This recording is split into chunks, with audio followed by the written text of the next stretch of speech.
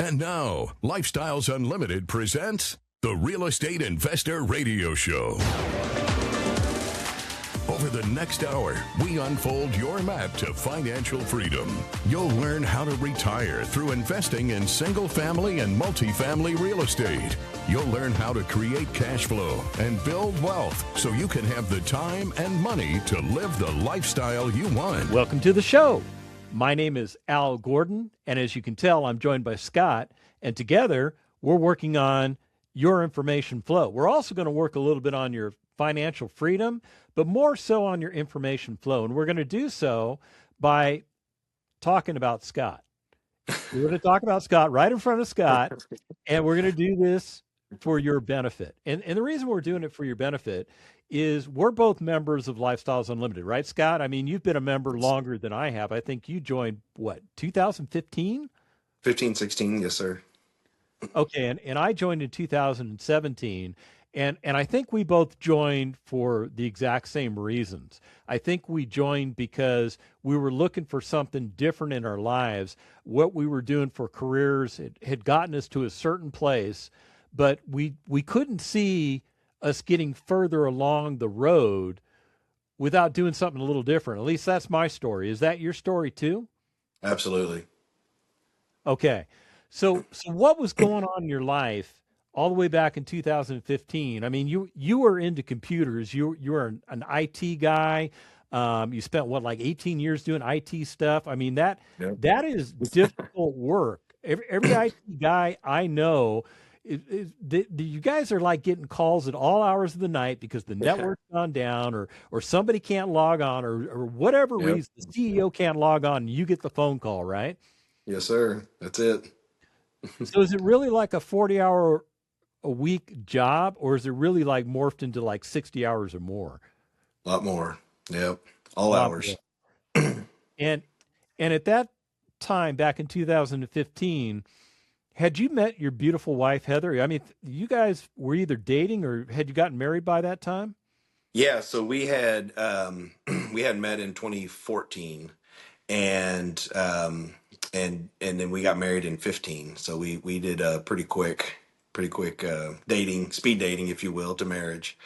So yeah, so when we met, we both were we both were interested in real estate. Neither one of us took action on doing anything yet. But we were interested in just trying to learn the path and what to do, and which was really a great connection for us both. And then when we got together, we kind of stumbled across lifestyles, and so we said, hey, let's go check it out. And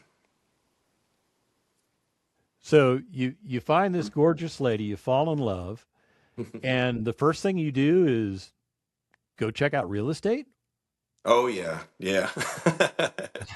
We both like investing and making money, so it was it was like a natural fit. Well, and Heather's got some background doing that. I mean, she does some. I don't want to get into her story too much because I realize that she's still employed, and that might be a sensitive topic between her and her employer. But she does some pretty incredible work for some pretty big organizations. Well, tell us about what she does rather than me put words in your mouth, which is unsanitary. Go ahead. Right. So she's in accounting, but she works for a large global investment firm and does accounting for them through the investment side. So she understands investments, returns, numbers. So when we got together and started talking about it, and we started looking at the real estate, and we started with single family, and we're looking at these like, oh, we can buy the house for this and we're going to get that return. I mean, that just makes sense. And we're going to get this depreciation, we're going to get these tax breaks, and we're like, it's just all numbers, and we're like, it just makes sense. And so it was a great fit because there's a lot of married couples out there that disagree, and you have some that go forward with it and others that don't. And so it was really nice to meet someone that kind of shared that same goal. Yeah, my story with my wife was she was very supportive, but she wanted to see results. And of course, Yeah. the way we started is we had some single family that we had to correct, and we wound up 1031 exchanging into some other single family. And once she saw those results, she was on board. But it certainly took a little bit of time to get her to say, okay, this is good to go. But ever since she's been on board, so I think it's really cool that Heather jumped on board initially. So here's the question I have: which one of you was the lead on bringing your family to the Lifestyles Unlimited? Was it you or was it Heather? It was me. So after I had kind of left my corporate job and I went into, I was self-employed and had a small pest control company. I was driving around and, of course, listening to the radio. There's only so many times you can hear the same song repeat. So I switched over to AM, and that's where I heard Dell on the radios. I think most people is kind of how they end up finding lifestyles. So I listened to him for a while, and a lot of the podcasts and other radio shows, and then. Told Heather, I was like, "Hey, I found this guy. We should go check it out." And then we went to one of the nightly meetings, and then end up signing up and going to the 2 day. But yeah, it was me that kind of brought it to her. But she had the passion for real estate, so it was just it was kind of nice to find that path. Yeah, it's I'm kind of saddened that she wasn't able to join us today because I mean the question that I'd want to ask her, and maybe you can ask her for me, or maybe you could just go ahead and flat out answer it for us because you know her pretty darn well. The question would be, given the fact that what she does for a living, she's analyzing investments, big investments across the globe, and she's tracking returns. She's making recommendations to other people as to how they're performing, things like that. When she had the opportunity to see it actually functioning in your own lives, was she seeing the same types of returns, or were you guys like actually beating what she reviews at her full-time job? Yeah, no, we were beating them, especially with the tax benefits and everything that comes along. So Yeah. we were definitely beating those returns for sure. How do you think you can do so much better than a multi-global Fortune bazillion year company? I don't even know how to describe that place. It's the power of real estate. The power of real estate and it's knowledge too. Have It knowledge, is about the absolutely. knowledge, right? Yeah, And that's part of the reason you joined Lifestyles Unlimited was for the education. And before absolutely. you answer that, Scott, because I know you're ready to, because we're getting ready to take a little bit of a break. In the next segment, we'll talk about that education and how powerful it was for you. Stick around. Welcome back to the show. So, Scott, education. How important is education to you? It's huge. So we believe in being a lifelong learner. So I don't think you ever know everything, and you can always learn something. And so when we were looking at real estate, I've known about it for a long time. Known people that own rental properties, but it was never thought was something we could afford or could do. And when we found lifestyles, we realized there's creative ways to purchase real estate that requires less down, higher leverage, and you can get in these properties, which amplifies your returns. And so once we found that, and which we learned that through the 2 day, that was a big aha moment for us that, wow, we could actually buy multiple single family properties and still have cash to keep moving and buy more. Yeah, it's an eye opener. I mean, no, it's been a minute since you originally went through the 2 day seminar, which by the way is the 16-hour class that I'm always telling you guys about on this radio show. It's a requirement, right, Scott? I mean, Absolutely. you can't just join and skip it because if you do that, you're just throwing your money down the toilet, right? Yeah, absolutely. You'll learn so much in that 2 day class. Yeah, especially in the initial stages of the class where it forces you to kind of look at your rate of returns, what you're doing for investment, how much Mhm. passive income you're learning. Do you remember sitting through those sessions and maybe shaking your head going, wow, it's bad, dude. This is bad. Yeah, yeah. We're not as good as we thought. We got some work to do. I know because we kind of get into this sense of, hey, we've got it going on. I mean, like in your case, you work many years in IT and then you transition to be a self-employed guy. And I kind of want to ask you why that transition was it just to get away from the IT stuff? Were you just burned out with it, or were you looking for a different way to get ahead? Yeah, a little bit of everything. So being in the corporate environment, you start going through layoffs, and it's more with less, and they just keep trimming and trimming and trimming. And so I've done that for like 18 years at a couple different companies, and you start seeing that happening again. I'm like, okay, I got to find something else that I have to do that physically requires me to be boots on the ground type of job, and then fell into pest control, and that's when I started that business, and it was great. But then I quickly learned that if I'm not leaving the house and in my truck, I'm not making money. I got to be out working every day. And so in the middle time, in that interim, we were also, we had single family homes. We were doing passive investing. So we were still doing the real estate thing. But it was a point of owning your business. If you're not working in it, and it's what Dell, they always says, right? Don't work in it, work on it. And so we're like, okay, I'm having to work in it to really grow it, and so we kind of decided to focus on real estate more full time. So, I mean, from a time commitment standpoint, was being self-employed a better fix for your time than being in corporate America? I mean, did you get some of your time back doing that? A little bit, had a little more flexibility. But again, like I said, if I wasn't working, I wasn't making money. So I took a day off. All that work was still had to be done. It just had to be done the next day, which caused to double up. So you really had to get all the work done as often and quick as you can. So it gave me a little more flexibility, but not the flexibility that I have today doing real estate. Because one of the things we haven't pointed out to the audience yet is that you eventually sold that pest control business, right? Yes, I did. And what did you do to replace that?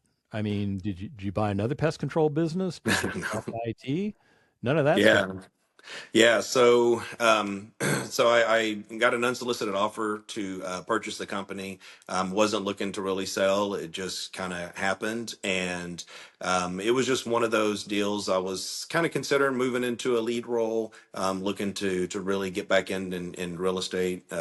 A little more focused on it, and this offer came, and I kind of felt like the timing of everything was right, the opportunities were right in front of me, and I didn't want to pass them up. So decided to sell the business, and then move into purchasing multifamily properties. Interesting. So, business owner sells business and replaces it with a different business model, which, by the way, involves buying businesses, right? Exactly. Because that's what you do now. I mean, everything you It's you a own business. Yep. is a business, right? Even you Right. still have some of your single families, right? Yes. Yeah. We still have I mean, four. okay, so I mean, so effectively you've got four independent businesses there. Mm-hmm. You've got the 33 unit. Is it 33 unit or 36 units, right? 36. Yes. 36 units, 3 hours away from where you live. So that's its own business unit, right? You've got your operations business, which oversees all of that stuff and is always looking for the next business you're going to buy. I think you're kind of like Warren Buffett now. What do you think about that? Yeah, but with a much smaller bank account. So, well, that's all right. We can work on that, right? We're Because I working. We're mean, working on that though. and one of the things I know about you is that I know your net worth is systematically increased ever since you joined Lifestyles Unlimited way back in 2015. You care to share with the audience how you've done over the years just by transitioning away from working for other people or working for yourself into owning businesses and allowing those businesses to flourish for you? What has that done to your Yeah. net worth? Yeah, so when my wife and I met, we had a very small net worth, and but we had really good high income jobs, and but we put a lot of that towards real estate, and I think a lot of our net worth has grown through real estate, through single family and passive investing, and our net worth has maybe 4 to 5x since we've met, so over the last 10 years. And you started with a fairly healthy number. I mean, it's not like you started with, hey, I'm just out of college and I've got credit card. Yeah, yeah. Yeah. We had pretty good. Yeah. So we were not quite millionaires, but we were close. Okay. So if I do the math, you've surpassed millionaireship. We'll just call it that. Yes. Yeah, we're Okay. in the multiple, so yeah, it's good. You're in the multiple side. Okay. Well, Yeah. I think that's a pretty good result. Yeah. And where again did you learn how to do this stuff? Oh, it's a small little company called Lifestyles Unlimited. Yeah, I've heard of them too. You know what? Yeah. They did some significant things for my network too. Now technically they didn't do anything for me because what they do is they educate us on how to do They'll it ourselves, right? teach you how to do it Yeah. yourself. That's right. So all we do is we follow the roadmap that has been laid out in front of us.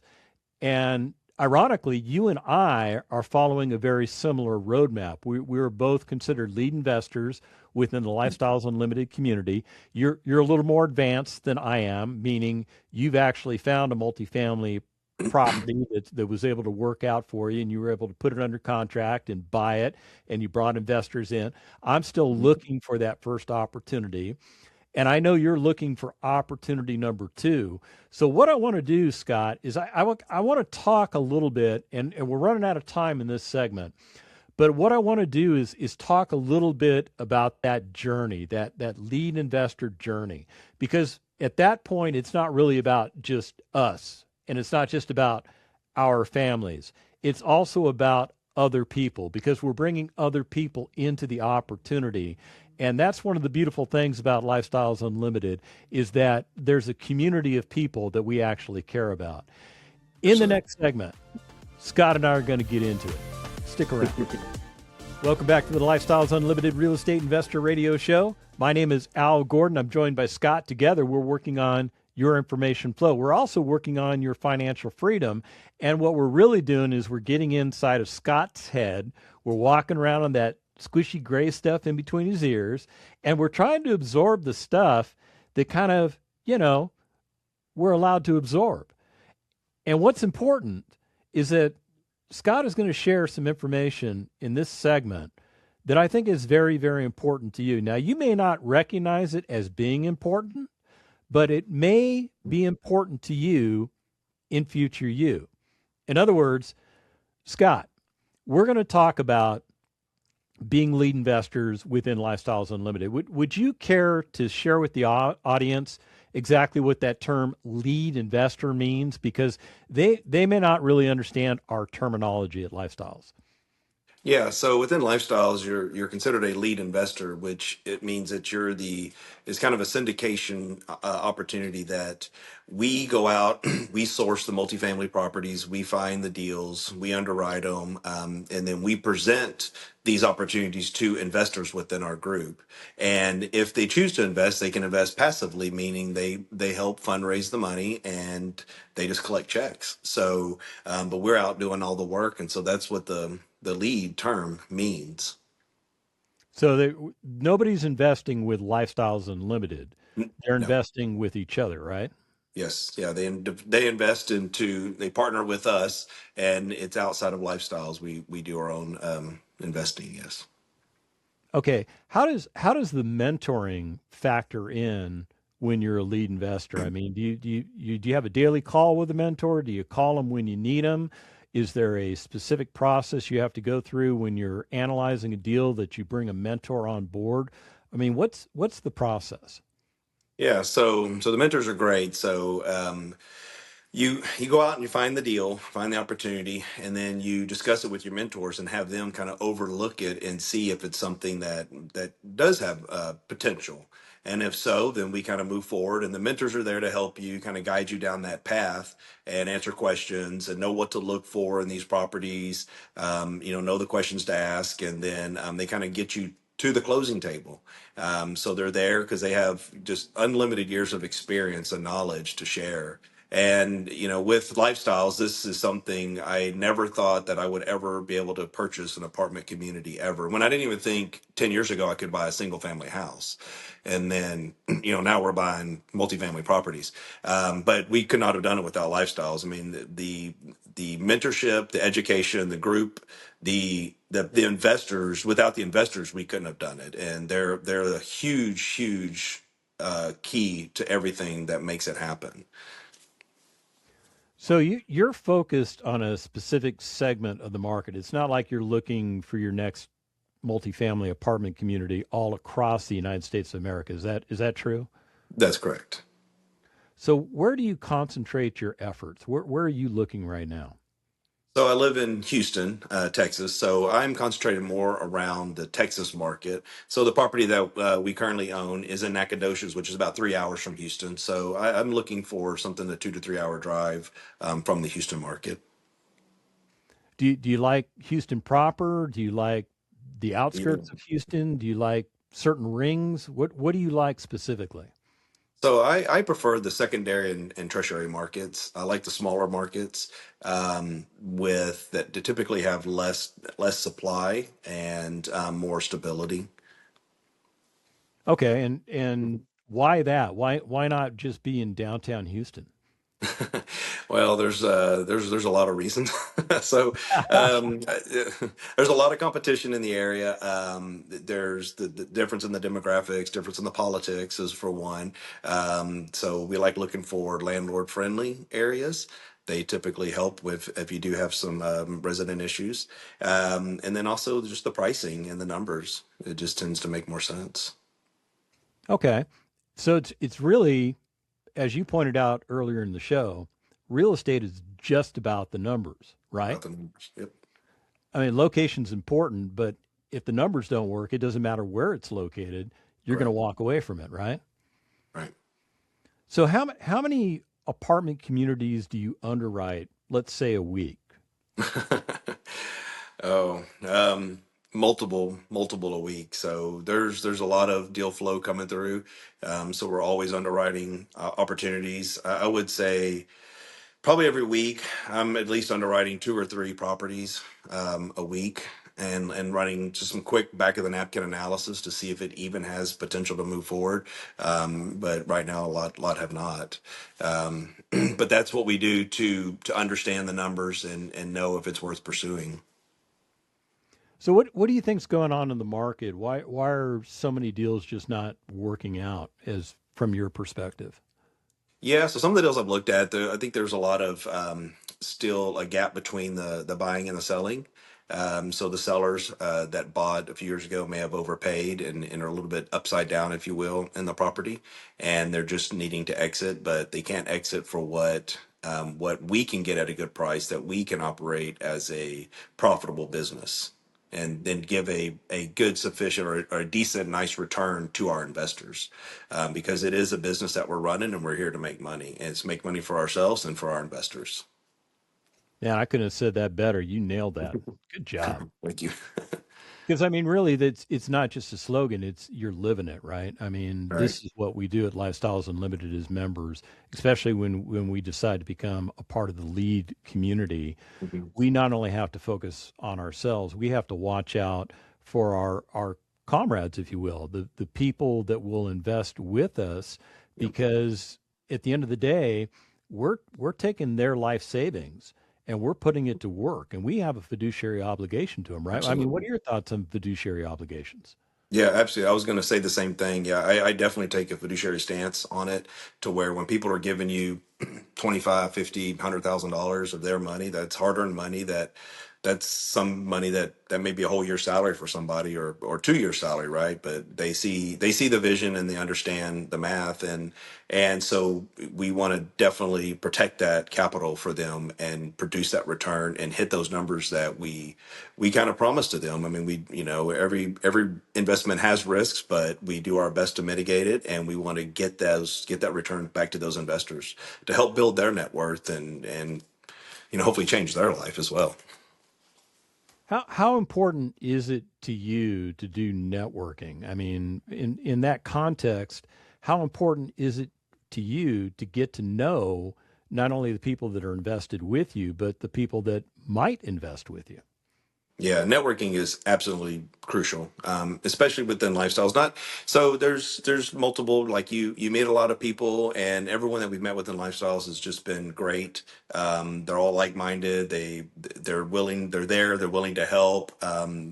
They have knowledge in real estate, outside of real estate. There's always something you can learn from somebody that you meet. There's always little nuggets to take away, and building those relationships with your investors is huge because everything always comes down to communication, no matter what. So if you build a good relationship with someone, and if there is a problem, you can have those hard conversations with them, and they'll, it's just easier to communicate. But getting to know personality types within each other, it just helps make the journey much easier.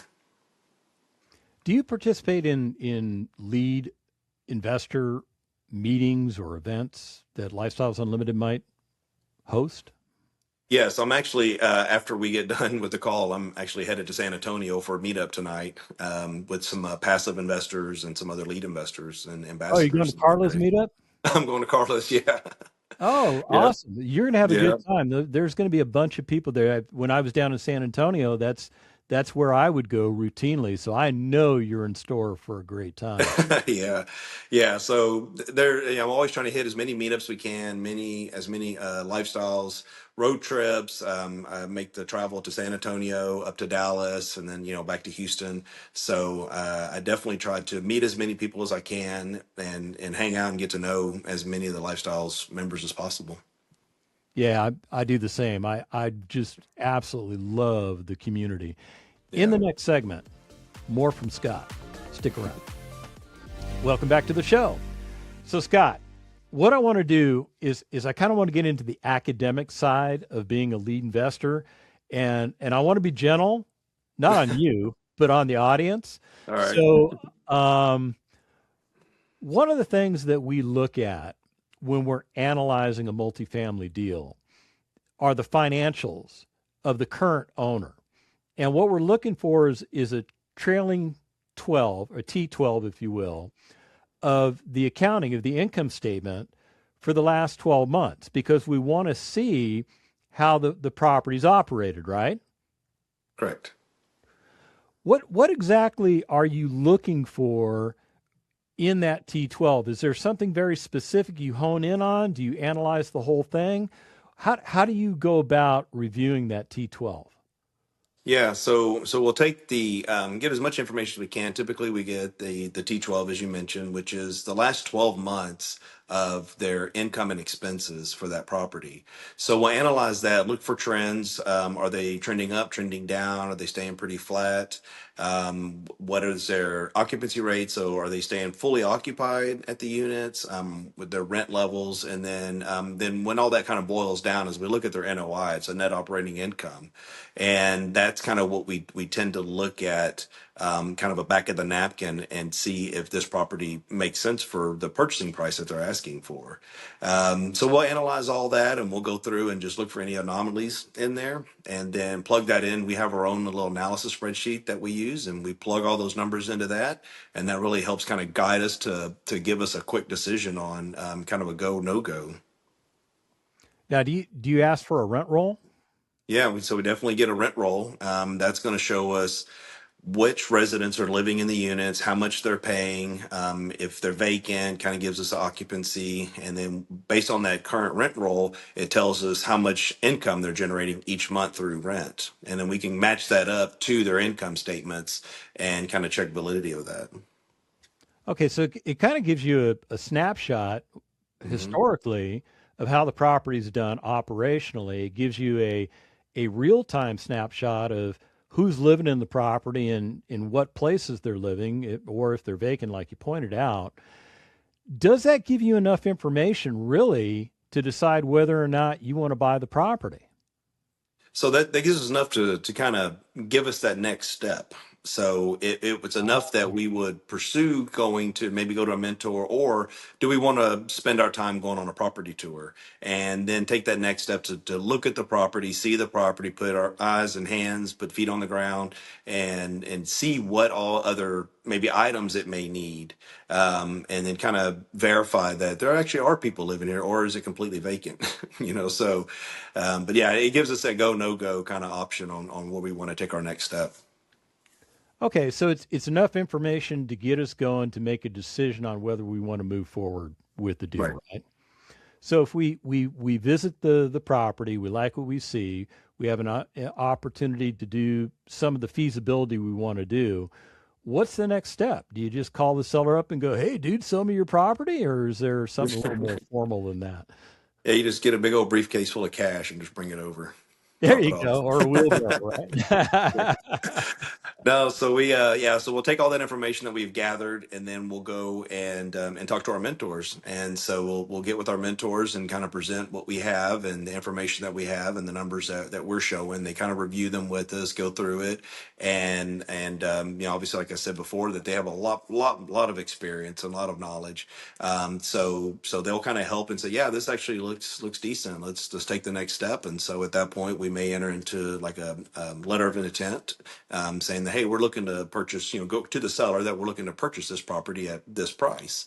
And that kind of gives us an option to do a little more deep dive into the property where we can do a better feasibility study or due diligence, where we can actually walk the units, check each unit to make sure there are people living there, get to see the condition of the property, get to bring contractors out to the property, to really get a full picture of that whole community. So by that time, you've got a pretty good idea of the solvency of the property, the potential of the Hmm. residents on the property. And at that point, are you obligated to go forward if you find things you don't like? No, that's the No. beauty of it. You're not obligated. Yeah. So if you decide that you uncover something that was just not something that you understood that may kill the deal, then you walk away. But what if you really like the property? Is there, is there a workaround? There's no emotions in real estate. Oh, I forgot that. I forgot It's that. about the numbers. It's all Oh, if about the the numbers, numbers work, that's it. If the numbers work, then it works. It's right? math. Okay. All right. So let's say everything's a green light and you've decided that the numbers work. All of your feasibility is returning the information that you wanted to see, which reinforces what you thought. So you wind up buying the darn thing. Now what? What do you do? Panic. Panic? No, again, so once we've closed on it, we've taken over the property, then we start implementing the things that Lifestyles has taught us. So we start going and operating the property, implementing the things that Lifestyles taught us to do to run it like a business and to increase the profitability of that business. And whatever it is that needs to be done, we may have to get contractors in to do some rehab work, to do some exterior stuff, interior stuff. And we just have a business plan that we execute on. You're very familiar with the 28 ways Lifestyles teaches us about how to Yes. improve the income and the net operating income of a property, right? Yes. So, how many of those 28 have you actually been able to put into practice? I mean, can you put all 28 in? Is it just one or two, or how's that work? Yeah. I don't know how many we've done off the top, but yeah, I don't think you can always do all 28, but you can hit a pretty good chunk of them depending on the property. Some properties need more, some need less. But it is definitely a great guideline to follow, for really increasing that NOI. And that's something that we've done. I definitely taken a lot off of that 28 list, on my property to increase that NOI, where we've taken the NOI, we've almost doubled the NOI in a year and a half. That is an excellent result. I mean, if you're doubling the NOI in a year and a Yeah. half, you're really increasing the value of that property, right? Yes. I guess we ought to explain to the audience how the value is actually derived, right? Because it's the NOI isn't just the whole thing. It's not like, hey, we made the NOI go up, so therefore the value went up, right? There's something called a cap rate, right? Hmm. Now, do you get to pick the cap rate? How does that work? Brokers do, but we don't.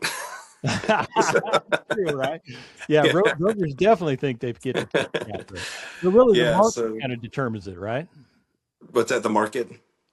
And- Yeah, Yeah. I'm arguing the market determines it. Age, location, Yes. what's around Condition. it.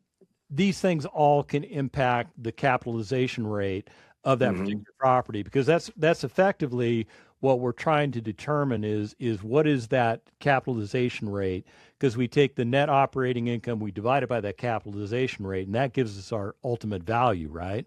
Right. So what I'm getting at, Scott, and I probably just lost half the audience, and I Yeah. apologize to you guys. I'm not trying to lose you guys. What I'm pointing out is that when that NOI starts creeping up and that cap rate stays about where it is when you bought it, it doesn't go up, it doesn't go down, you're effectively moving the value of that property up. And that's how we make money through forced appreciation, right? We increase the value by increasing the NOI, and we do things that increase the income streams of the property while controlling the expenses. Did I give a pretty good summary? How did I do? I think that works. Yes, That works. that works. I mean, Yeah. that's what you Yeah, did in your property over in Nacogdoches, right? that's right. Yeah, it's a business. So anytime you increase the profitability of the business, then the value of that business goes up. And that's the way to look at it. Now that doesn't work for single family, right? No, yeah. So single family, you're based on comparables. So you can do some upgrades and make the house a little bit nicer, which may command a slight more than your neighbor's house. But for the most part, what your neighbor's house sells for, your house is going to sell for that same price per square foot. But in multifamily, that's the beautiful, like you said, that forced appreciation. When you run that business and you increase the profit in that business, that appreciation of that property goes up. Let me switch gears on you, and I'm just going to ask you how important your family is to you, Scott. Well, you can see the pictures behind me. So yeah, they're everything, 100%. You do everything you can for the benefit of Yes, your beautiful wife and your children. And absolutely. have you established a legacy plan? Yeah, so we have when we had our single family homes, we were taking most of the profit off those single family homes and we're putting it into brokerage accounts for our kids and growing accounts for them. So that way it's either going to go towards a college fund if they want to start a business, just something as they get older that they have a good starting foundation. And then whenever we purchased our first multifamily property, we brought in investors, and I've explained to my kids, and they're 9 and 11 right now. I explained to them kind of what that means and showed them how the numbers work and explain that that they invest, they'll get this type of return while still keeping their money in the investment. And so they were like, "Oh, this is great. Let's do it." And so we took some of the money out of their accounts and we invested through us into our deal. And so now they are essentially passive investors with us in the opportunity. And they get quarterly distributions just like all of our other investors do. And while still maintaining their same money in that. And then when at some point, if we sell the property, they'll get a return of that as well. That is so awesome. Hey, Scott, I want to thank you for being on today's show. I know somebody in the audience benefited greatly from you sparing a little bit of your time to share with us. And if you want to do what Scott's doing, you want to do what I'm doing, you want to do what the members of Lifestyles Unlimited are doing, go to lifestylesunlimited.com, click on Start Here, and let's get you going. Thank you for listening to Lifestyles Unlimited's Real Estate Investor Radio Show. Ready for more of the map? Visit lifestylesunlimited.com. Explore our videos and articles. Click on the radio tab to access past show podcasts. View the radio show schedule and listen to our best of radio shows. Want to continue the conversation? Follow Lifestyles Unlimited on Facebook today. We want to meet you as well. Sign up for a free workshop at lifestylesunlimited.com. Until next time, remember, it's not the money, it's the lifestyle.